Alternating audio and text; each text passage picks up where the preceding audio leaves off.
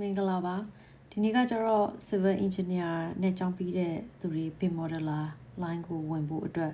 ဘာတွေလိုအပ်တယ်လဲဆိုပြီးတော့မိထားတဲ့မိခွန်းလေးရှိတယ်ဆိုတော့အဲ့ဒါလေးနဲ့ပတ်သက်တဲ့အကြောင်းအရာကိုမှဒီနေ့စူးစမ်းပြီးတော့ဖြည့်ပေးမယ်ပေါ့နော်ဘာလို့စူးစမ်းပြီးဖြည့်ပေးမလဲလို့ပြောရဆိုတော့ my background က MEP background ဆိုတဲ့ခါကျတော့ civil engineer နဲ့ပတ်သက်တဲ့အပိုင်းကိုပေါ့နော်ဒီ BIM modeler ဘိုင်းကို advice လုပ်တဲ့အချိန်မှာလိုအပ်ချက်တွေရှိနိုင်တယ်လीเนาะဒါကြောင့်မလို့မှစူးစမ်းပြီးတော့ဖြည့်ပေးမယ်လို့ပြောတာเนาะဆိုတော့မှဒီတလောက်စူးစမ်းပြီးဖြည့်ပေးမယ်เนาะ okay ဆိုတော့ဒီ comment ကကြတော့ဒီအခုလက်ရှိဒီမှာပြထားတဲ့ဒီ comment လေးပေါ့အခြေခံပြီးတော့မှသူမေးထားတဲ့မိကွန်းတွေရောအမတိထားတဲ့အကြောင်းအရာတွေပါထပ်ထည့်ပြီးတော့နှစ်မျိုးစလုံးပေါင်းပြီးတော့ပြောပြပေးမှာဆိုတော့ video file ကတော့နည်းနည်းလေးရှိမယ်เนาะ okay ဒါဆိုမှတော့စရအောင် engineering နဲ့ပတ်သက်တဲ့ specialize လုပ်တဲ့ line တွေကတော့အများကြီးပဲဒီလားเนาะဆိုတော့အမကိုမေးတဲ့မိကုန်းထဲမှာတော့ specialize လုပ်တဲ့ line အကြောင်းတော့မပါဘူး civil engineering နဲ့ကျောင်းပြီးသွားတဲ့ engineer တွေက BIM modeler အနေနဲ့အလုပ်လုပ်မယ်ဆိုရင်ဘာတွေသိထားရမလဲဆိုတဲ့ဟာကိုပဲမေးထားတာဒါပေမဲ့အမအနေနဲ့ကဒီအခုမှစပြီးတော့ကျောင်းပြီးကစသူတွေအခုမှစပြီးရဲ့ဒီ experience ရဖို့အတွက်ပေါ့နော်အလုပ်ဝင်ဖို့အတွက်စူးစမ်းနေတဲ့သူတွေအတွက်ဒါလမ်းကြောင်းလေးကိုတည်သွားရအောင်ဆိုပြီးတော့အမတီးတဲ့လောက်လေးကိုမျှဝေပေးမယ်အမရဲ့ background ကMAB background ဖြစ်တဲ့အတွက်ကြောင့်မလို့ဒီ civil နဲ့ပတ်သက်တဲ့အကြောင်းအရာကိုပြောတဲ့အချိန်မှာပေါ့နော်ဒါလိုအပ်ချက်တွေရှိကောင်းရှိလိုက်မယ်နော်အဲ့တော့အဲ့ဒါလေးတွေကိုတော့ဖြည့်ပြီးတော့နားလည်ပေးပါနော်ဆိုတော့အမအနေနဲ့တတ်နိုင်သလောက်တော့လမ်းကြောင်းလေးတစ်ခုကိုမြင်အောင်ပြောပြပေးသွားမယ်ဟုတ်ပါနော်ဆိုတော့အစင်မတို့ဒီမှာဒီ civil engineer နဲ့ကျောင်းပြီးသွားပြီဆိုရင် structure engineering ဘိုင်းကသူ specialist line ဖြစ်တယ်တချို့တွေကဒါနဲ့ကျောင်းပြီးတယ် structure engineering ဘက်ကိုဝင်သွားတာရှိတယ်တချို့တွေကဒါနဲ့ကျောင်းပြီးတယ်ဒီ line နဲ့ဝင်သွားတာရှိတယ်တချို့တွေကဒါနဲ့ကျောင်းပြီးတယ်ဒီ line နဲ့ကိုဝင်သွားတာရှိတယ်တချို့တွေကဒါနဲ့ကျောင်းပြီးတယ်ဒီ line ကိုဝင်သွားတာရှိတယ်တချို့တွေကဒီ line နဲ့ကိုဝင်သွားတာရှိတယ်ဟုတ်နော်ဆိုတော့ဒါဆိုရင်မတို့ဒီ line တွေအားလုံးထဲမှာ BIM modeler အနေနဲ့အများဆုံးခေါ်တဲ့ line ကိုပြောပါဆိုရင်အမကတော့အရင်က building ဘိုင်းမှာအလုပ်လုပ်ခဲ့တာဖြစ်တဲ့ကြောင့်မလို့ structure engineer တွေရှိတယ် structure modeler တွေရှိတယ်အဲ့တော့ဒီဘိုင်းကခေါ်တာအများဆုံးပဲဒီ building ဘိုင်းကလေပြီးတော့အခုနောက်ပိုင်း transportation နဲ့ပတ်သက်တဲ့အပိုင်းကလည်းဒါလန်ဒရာတွေလမ်းတွေနောက်ကြတော့ဒီစင်ကာပူမှာဆိုရင်MRT line တွေမြေပေါ်မြေအောက် line တွေရှိတယ်နော်တာနယ်တွေတူးပြီးတော့မှမြေအောက် line တွေဖောက်တာရှိတယ်ဆိုတော့အဲ့ဒီပိုင်းတွေမှာလည်း BIM modeler အနေနဲ့ခေါ်တာရှိတယ်ဟုတ်နော်ဆိုတော့အဲ့လိုမျိုး BIM modeler အနေနဲ့ခေါ်တဲ့အချိန်ကျရင်မတို့ကဒီနှစ် line ကတော်တော်များများ BIM modeler အနေနဲ့ခေါ်ကြတယ်နော်အဲဆိုမတို့ BIM modeler line ဘယ်ကနေခေါ်ဒီကနေလည်းဖြစ်နိုင်တယ်ဒီကနေလည်းဖြစ်နိုင်တယ်ဆိုတော့အချက်လေးကိုမသိစေချင်တယ်ပထမဆုံးအနေနဲ့ဟုတ်ပါနော်ဆိုတော့ဘုသူရအနေနဲ့ဒါလေးကိုနည်းနည်းလေးညှက်ပြီးတော့ပြောပြမယ်နော်ဆိုတော့ဝိုင်းရဲ့အသည့်တွေထဲမှာဆိုရင်တချို့တွေက civil engineer နဲ့ကျောင်းပြီးသွားတဲ့အချိန်မှာဒီ construction project management line ဘက်ကိုသူတို့ရောက်သွားတယ်နော်ဆိုတော့အဲ့ဘက်ချမ်းမှာတချို့တွေက QS ဆိုတဲ့ position နဲ့အလုပ်လုပ်ကြတယ် cost နဲ့ပတ်သက်ပြီးတော့နေတချို့တွေက site engineer အနေနဲ့အလုပ်လုပ်ကြတယ် CNS site engineer ဆိုပြီးတော့အလုပ်တွေခေါ်ကြတာမျိုးရှိတယ်စင်ကာပူမှာလေဆိုတော့ဘယ်လို position မျိုးနဲ့ခေါ်လဲဆိုတာကိုသိချင်တယ်ဆိုရင်တော့ဒီအလုပ်ခေါ်တဲ့ website တွေမှာတော့တွားကြည့်ပြီးတော့မှအဲ့ဒီအတိုင်းရှောက်တင်တယ်ကိုကလေ civil engineer ဆိုတဲ့ position တစ်ခုတည်းကိုပဲထည့်ပြီးတော့ရှောက်တာနဲ့ဆိုင်ရင်အလုပ်ခေါ်စာတွေထဲမှာခေါ်တဲ့ဒီ position နာမည်ကိုတုံးပြီးတော့မလုပ်တင်တယ်ဆိုရှောက်တင်တယ်ပေါ့နော်ဆိုတော့မတို့ဒီ fees တဲကိုဝင်သွားတဲ့သူတွေက site engineer အနေနဲ့အလုပ်လုပ်ကြတာရှိတယ် QS အနေနဲ့အလုပ်လုပ်ကြတာရှိတယ်တချို့တွေကတဖြည်းဖြည်းနဲ့ဒါ experience တွေဒါမြင့်လာတဲ့အချိန်မှာဆိုရင်ဒီအားလုံးကို overall ကင်ပြီးတော့ပေါ့နော်ဒီ project manager အနေနဲ့အလုပ်လုပ်တဲ့သူတွေရှိတယ်အမရဲ့ဒီအသည့်တယ်လို့တော့မဟုတ်ဘူးပေါ့နော်အမလုပ်ခဲ့တဲ့ဒီ project building project တွေမှာဆိုရင်အမတို့ရဲ့ boss တွေက project manager တွေက civil background နဲ့ပြီးချတဲ့သူတော်တော်များတယ်ဟုတ်ပါနော်ဒါလေးက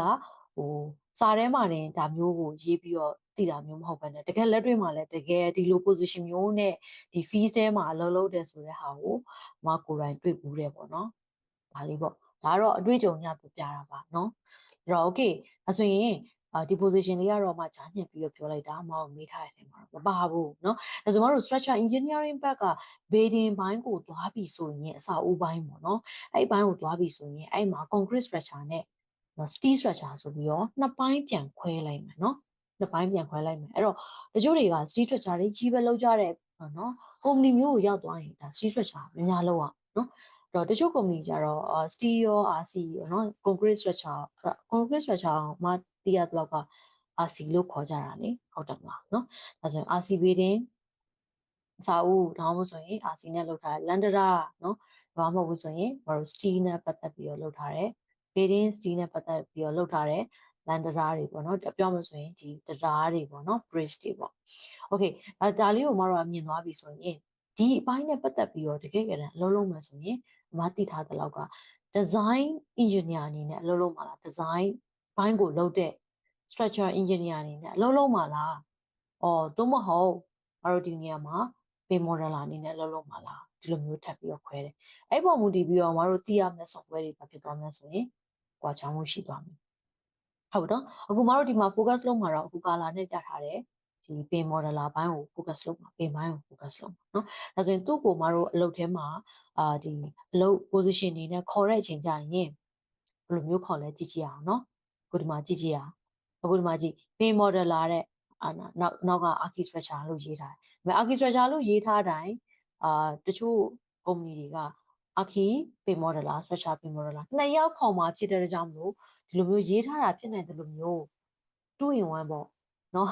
နှစ်မျိုးစလုံးကိုတယောက်တည်းနဲ့ခိုင်းဖို့အတွက်ခေါ်ထားရလဲဖြစ်နိုင်တယ်အဲ့ဒါတော့မတို့တစ်ချက်ပြန်ပြီးတော့ကြည့်ရမယ်เนาะဆိုတော့ဒါလေးကမှဘိုးသူရအနေနဲ့ဒီ position လေးတွေကိုဒီထဲမှာရိုက်ထည့်ပြီးတော့ရှာကြည့်ပြီးတော့ပြတာเนาะအဲ့တော့အမဒီမှာstructure เนาะ pay modeler job in Singapore ဆိုပြီးတော့ရိုက်ထည့်လိုက်တာရိုက်ထည့်ပြီးတော့အခုဒီလိုမျိုးတွေ့လာတဲ့အချိန်မှာ position ဘယ်လိုခေါ်လဲဆိုတာပုံစံတွေ့ပြီเนาะတွေ့ပြီဆိုရင်အဲ့ဒီအခုဒါဆိုရင် civil and structure pay modeler လို့ခေါ်တယ်ကျွန်တော်ဒီမှာကျတော့အဲ့လိုမျိုးခေါ်တယ်เนาะဒီမှာကျတော့ CNS modeler လို့ခေါ်တယ် civil and structure အဲ့တော့ civil တလုံးနဲ့ပဲ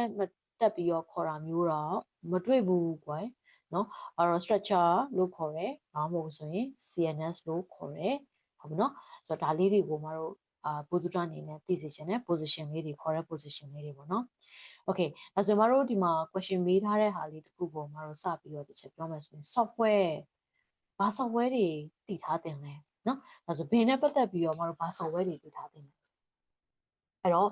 အမနဲ့အတူတူတွဲပြီးတော့မှအလုပ်လုပ်ခဲ့ပူတဲ့ဒီ structure ဘက်က pay modeler တွေဆိုရင်အမတို့ grading က steel structure လည်းပါတယ်RC concrete structure လည်းပါတယ်ပေါ့နော်အဲ့ချိန်မှာအမတို့ steel ကိုတော့ဒီ company တစ်ခုကိုအပ်ပြီးတော့အမတို့ company ကတော့RC နဲ့ပတ်သက်တာကိုပဲလုပ်သွားတယ်ဆိုတာကို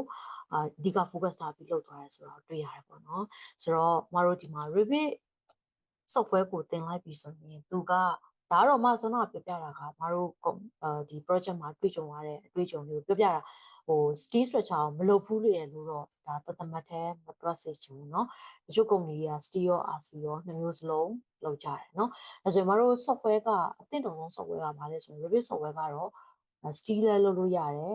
RC လည်းလုပ်လို့ရတယ်ဒါပေမဲ့အမရဲ့အဲ့အသည့်တွေကနေပြီးတော့မှတဆင်သူတို့ knowledge မကိုပေးလာပါလဲဆိုရင်နောက်ထပ် software တစ်ခုရှိတယ်Tekla ဆိုတဲ့ software အဲ့ Tekla ဆိုတဲ့ software ကကျတော့သူကဒီ steel structure မှာပို့ပြီးတော့ကောင်းတယ် Revit ပိုကောင်းတယ်ဆိုပြီးတော့နာမည်ကြီးတယ်ပေါ့နော်ဒါတော့သူတို့ recommend ပေးတာကိုပြန်ပြီးတော့ဖောက်တဲ့ပြန်ချတယ်လို့ပဲပြောပေါ့နော်ဆိုတော့ဒါဆိုရင်မတို့ဒီမှာ Revit ကတော့တက်ထားပြီဆိုရင်တော့သူကပြောမယ်ဆိုရင်2 in 1လို့ပြောရမှာနော်နှစ်မျိုးစလုံးဆွဲလို့ရတယ်ဒီထက်ပြီးတော့ structure ကိုကောင်းအောင် steel structure ကိုကောင်းအောင်ဆွဲချင်တယ်ဆိုတော့တက်ကလာသုံးပေါ့ဒါပေမဲ့ software တွေကမှတော့ကိုသုံးချင်တိုင်းတော့သုံးလို့မရအောင်เนาะတချို့ကိစ္စမျိုးတွေကြတော့ဒီ company ကနေပြီးတော့မှသုံးဆိုပြီးတော့မှ post ပေးမှသုံးရတာမျိုးလည်းရှိတယ်အဲ့တော့ကတော့ဒီ modeling လုပ်တဲ့ software နှစ်ခုထဲမှာဆိုရင်အခု highlight လုပ်ပြထားတဲ့ဒီ Revit ကိုတော့အဓိက focus ထားပြီးတော့သင်စေချင်တယ်လေ့လာစေချင်တယ်ပေါ့နော်သင်ယူစေချင်တယ်ဒါတစ်ချက်ပေါ့နောက်တစ်ချက်ကကြတော့ဒီနေရာမှာ backup အနေနဲ့ modeler တယောက်လုပ်ပြီဆိုရင်coordination ပိုင်းလုပ်ရလားမလုပ်ရလားဆိုတဲ့ကိစ္စကိုရှေ့က video file ထဲမှာပြပြထားတာရှိတယ်ပေါ့နော်ဆိုတော့အမကအရန်အနေနဲ့ပေါ့နော်ဘာကိုထည့်ပြီးတော့လေ့လာထားစေချင်လဲဆိုရင် နောက် Viswap ကိုထည့်ပြီးတော့လေ့လာထားစေချင်တယ်ဒါလေးကတော့အရန်အနေနဲ့ထည့်ပြီးတော့လေ့လာထားစေချင်တဲ့အရာပေါ့နော်ဟို software အတိုင်းကတော့ကွာဟိုအရန် deep ဖြစ်နားလည်လေးပို့ပြီးတော့ကျွမ်းကျင်လေးပိုကောင်းလေးပါပဲเนาะဆိုတော့အဲ့ဒါလေးတွေဒါကတော့ဟို Revit ကိုတော့သိချာလေးလေ့လာပါ scan အနေနဲ့မတို့ဒါဟိုလေ့လာနိုင်တယ်ဆိုရင် modeling software နောက်တစ်ခုဖြစ်တဲ့ Tekla ကိုပါဆက်ပြီးတော့လေ့လာထားပါပေါ့เนาะအဲ့တော့ဒီခါလေးကျရင်တော့မတို့ကကွာဒီ Revit software ကိုအရင်ဆုံးလေ့လာလိုက်တယ်အလုပ်ဝင်လိုက်တယ်လုပ်ထဲမှာလိုအပ်တဲ့ခါကျမှသို့မဟုတ်ငါ fresher ဖြစ်တဲ့ကြောင့်လို့ skill ကိုလည်းငါတက်ထားသင့်တယ်လို့ကိုထင်တဲ့ခါကျတော့မှထပ်ပြီးတော့လေ့လာမျိုးလည်းရှိကြတယ်။အသည့်တွေကတော့ Revit နဲ့ပဲအရင်ဆုံးစဝင်လာတယ်။ပြီးမှ Tekla ဆိုတဲ့ဒီ software ကို project ရဲ့လိုအပ်ချက်အရသူတို့ဆက်ပြီးတော့လေ့လာကြတယ်ပေါ့နော်။တချို့တွေကတော့ကြိုပြီးတော့လေ့လာထားတာလည်းရှိတာပေါ့လေနော်။ဒါကတော့ကိုယ့်ရဲ့နိုင်လားမနိုင်လားပေါ့ကိုမှတ်နိုင်လားမမှတ်နိုင်ဘူးလားဆိုတဲ့ဟာပေါ်မူတည်ပြီးတော့ကိုယ့်ကိုဆုံးဖြတ်ပါဒီ software ကိုသင်ဖို့အတွက်လေနော်လေ့လာဖို့အတွက်ကိုပြောတာနော်။နောက် Viswap ကိုတော့မကတော့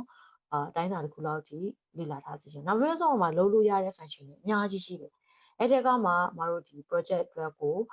တကယ်လို့မှတ်နိုင်တယ်ဆိုရင်အကုန်လုံးမှတ်ပါမမှတ်နိုင်ဘူးဆိုရင်တော့မ recommend ပေးချင်တာကဒီအခြေခံလောက်ကိုသိအောင်တော့လုပ်ထားပါလို့ငါဒီလိုမျိုး information တွေပေးချင်ပါတယ်နောက်ထပ်တစ်ခုကကြတော့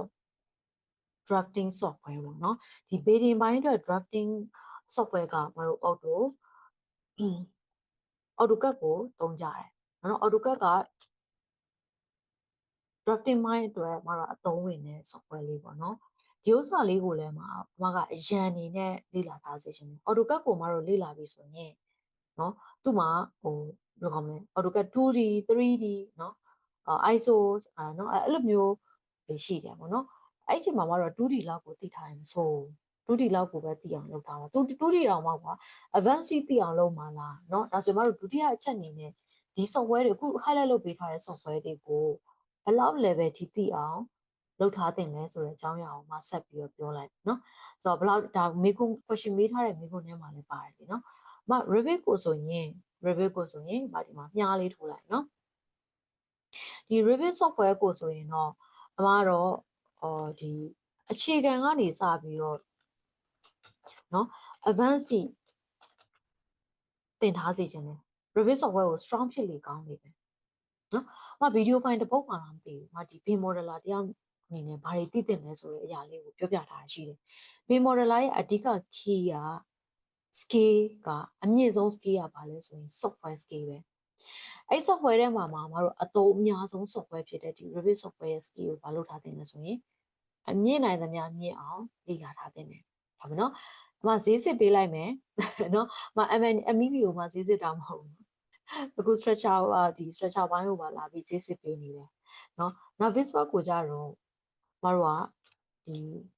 50% လောက်ဒါမှမဟုတ်ဘူးဆိုရင်30% လောက်တိအောင်တော့စူးစမ်းထားလိုက်ပါနော်ဆိုတော့ Viswap ကိုလေအဲ့တော့ Viswap မှာရှိတဲ့ function အမြင့်ကြီးအကုန်လုံးမလေ့လာနိုင်ဘူးဆိုရင်တော့ဒါအခြေခံချက်လေးတွေကိုသိအောင်လေ့လာထားပါလို့ပြောချင်တာပါနော်ဆိုတော့ဒါဆိုရင်မတို့ AutoCAD ကိုဆိုရင် 2D ပေါ့နော် AutoCAD 2D ကိုသိအောင်လုပ်ထားပါအဲ့ 2D ကိုအခြေခံပြီးတော့မတို့ဒီ drawing ထုတ်နိုင်အောင် drawing တွေဘယ်လိုပြင်လဲပေါ့နော်ဒါ drafting ဆိုတာပုံဆွဲပြီးတော့ဒီ drawing တွေဘယ်လို print ထုတ်မလဲအထိပါပေါ့နော်အဲ့ဒါလေးတွေကိုလေ့လာထားသင့်တယ်လို့ပြောပြချင်တယ်သိလားနော်ဆိုတော့ဒါလေးကတော့မတို့ software 3ခုကိုဘယ်လောက် level ထိလေ့လာထားသင့်လဲဆိုတဲ့ဟာကိုပြောသွားတာနော်ဒါကမတို့ structure engineering လို့ခေါ်တဲ့ building ဘိုင်းမှာရှိတဲ့ structure engineering ဘိုင်းကိုfocus ထားပြီးတော့BIM modeler အတွက်ကိုပြောထားပေးတာလေးပေါ့နော်ဆိုတော့ဒီမှာတလက်စတယ်နဲ့မေးခွန်းမေးထားတဲ့အထက်မှာတော့တကယ်လို့မြန်တို့ဒီ Civil နဲ့ပြီးတဲ့သူတွေဟာ CNS BIM modeler အနေနဲ့သို့မဟုတ် structure modeler အနေနဲ့ဒီဘက်ချမ်းကိုမရဘဲနဲ့ဒီဘက်ချမ်းမှာအလုပ်ရခဲ့ပြီရှိတော့ဒါဆို software တွေဘာကွာခြားမှုရှိတယ်လဲအမကြီးရဲ့အတိတွေထဲမှာတော့သူတို့ recommend ပေးတာကတော့ဘာလဲဆိုရင်သူတို့ကတော့ဒီမှာရေးလိုက်မယ်နော်သူတို့ကတော့ဘာလဲဆိုတော့ Revit ကိုသူတို့သုံးရတယ်နောက်ထပ် software တစ်ခုထပ်တိုးလာတယ်အဲ့ဒါဘာလဲဆိုရင် EcoSim ပေါ့ EcoSim ဆိုတဲ့ software တိုးလာတယ်အဲ့တော့ Revit software ကကြတော့ နော် ecosim ပေါ့နော်မဒီမှာရိုက်ထည့်ပြီးတော့ရှာလိုက်တယ်နော် ecosim အဲ့တော့ဒီမှာ ecosim ပေါ့နော်ဒါမျိုးလေးပေါ့နော်အဲ့တော့ဒီမှာ ecosim နဲ့တွေ့လားနော်ဆိုတော့အဲ့လိုမျိုး ecosim နဲ့ပတ်သက်တဲ့အပိုင်းတွေကိုလည်းသူသုံးရသည်ရှိတော့ဒါလေးဘယ်လိုခေါ်မလဲအစာဦးဒီမတို့လန်ဒရာနဲ့ပတ်သက်ပြီးဆိုရင်ကွာ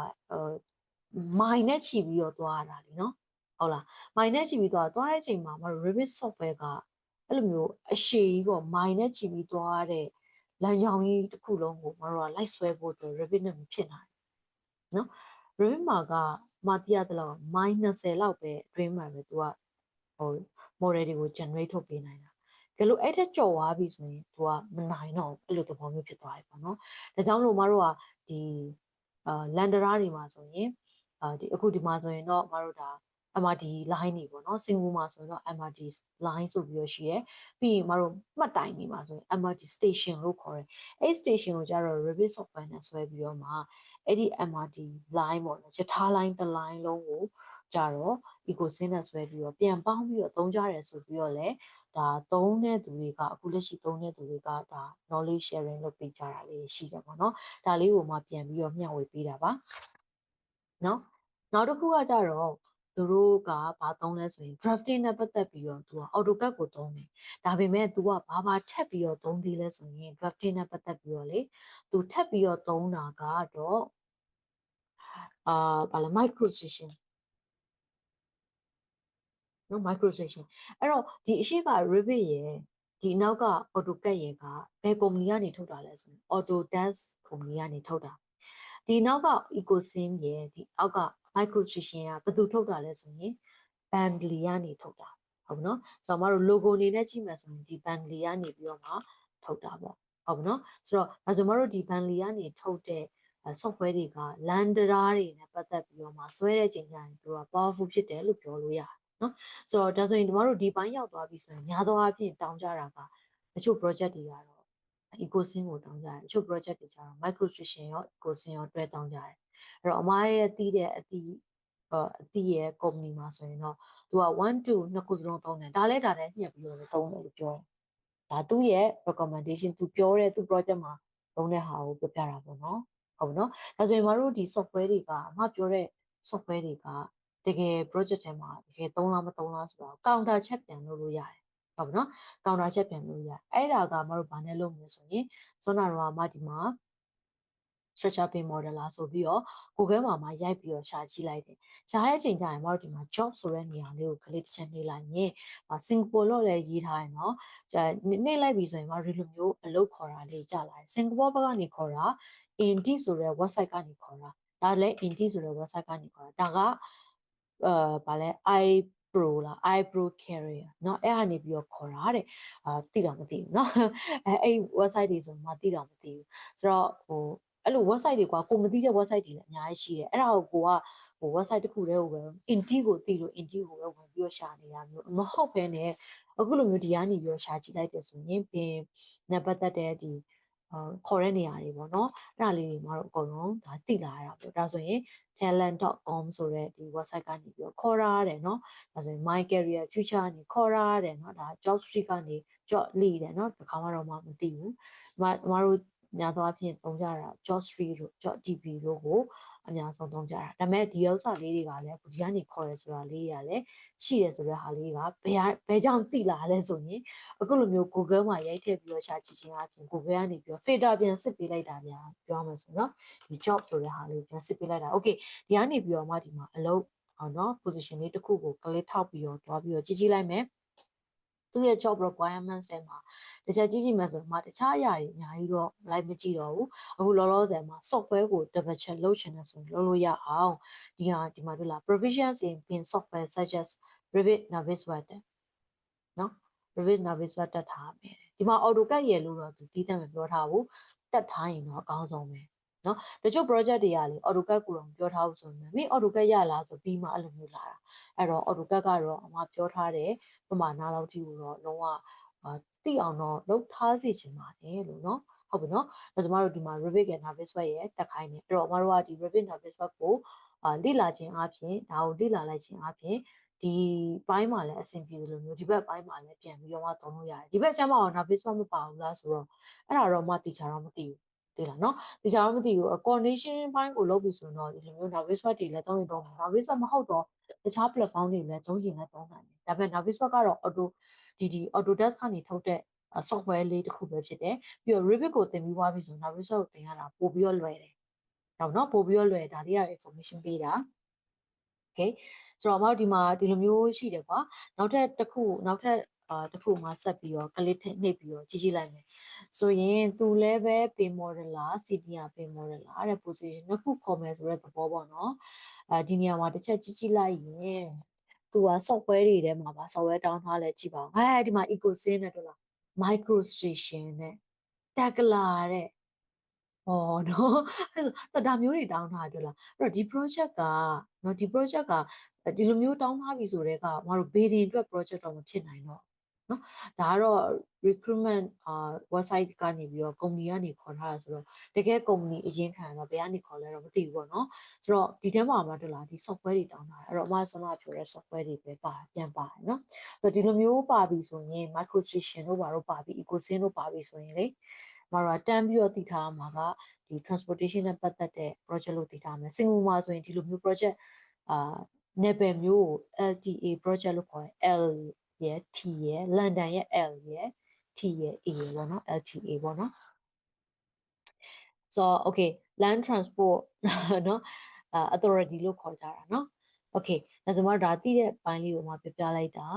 အခုဒါဆိုရင်မတို့ software တွေကိုဘယ်မှာထည့်လဲပေါ့နော်ဘယ်မှာဘာတွေသုံးလဲဆိုတဲ့ဟာကိုအခုဒီလိုမျိုးလေ့လာနိုင်တယ်နော်ဆိုတော့မတို့နောက်ထပ်ဒီ CNS modeler ဆိုတဲ့ဟာလေးကိုထပ်ဖွင့်ပြီးတော့လေ့လာကြည့်ရအောင်သူကော civil engineering နဲ့ရထားတဲ့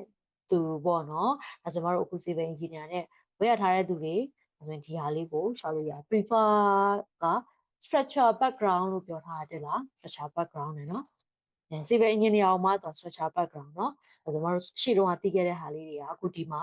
ဒီလိုမျိုးအလုပ်ခေါ်စားတွေကြီးတဲ့အချိန်မှာပို့ပြီးတော့နားလဲသွားစေเนาะဆိုတော့မတို့ Revit software ကိုသိရမယ်တဲ့เนาะနောက်တစ်ခါကျတော့ AEC ဒါတော့မတို့ဒါ AEC industry ကိုပြောတာ AutoCAD ကိုတောင်းထားတယ် Navis တောင်းထားတယ်ဟုတ်เนาะဒီ design review ကတော့ကြောက်စရာမလိုဒီဥစ္စာကမှနည်းနည်းလေးလေ့လာလိုက်တာနဲ့မတို့နည်းနည်းလေးလေ့လာလိုက်တာရတယ်နော်အဲ့တော့အဓိကတောင်းထားတာက Revit ရယ် Navis ရယ် AutoCAD ရယ်တွေ့လားအဲ့တော့ဒီထဲကိုသူမလွတ်သွားပါဘူးဒါဆိုရင် तू က BD နဲ့ပတ်သက်တဲ့ project ဖြစ်မယ်လို့ဒါမတို့ယူဆလို့ရတယ်နော်နောက်တစ်ခုကကြတော့နောက်ထပ် software လေးတွေကိုတစ်ချက်လောက်ကြည့်ကြအောင်ဒီမှာ Dynamo တောင်မှ तू ကနည်းနည်းလေးအစ်စ်တောင်းထားသေးတယ်နော်ဆိုတော့မတို့အဲ့ထဲမှာပြောမယ်ဆိုရင်လေနောက်တစ်ခုက Microsoft Office ပေါ့နော် Microsoft Office ကကြတော့ Microsoft Word တို့ Excel တို့ PowerPoint တို့အဲ့ဒါမျိုးပြောချင်တာနော်အဲ့ဒါမျိုးတွေဆိုရင်တော့ဒါကတော့သမင်းစားရေတောက်အနေနဲ့သိအောင်တော့လုပ်ထားတဲ့နေပြီလားနော် Microsoft Office ကတော့သူတောင်းသည်ဖြစ်စေမတောင်းသည်ဖြစ်စေဟိုကတိကိုတိထားရမယ်သိလားနော်ဒါလေးရလေ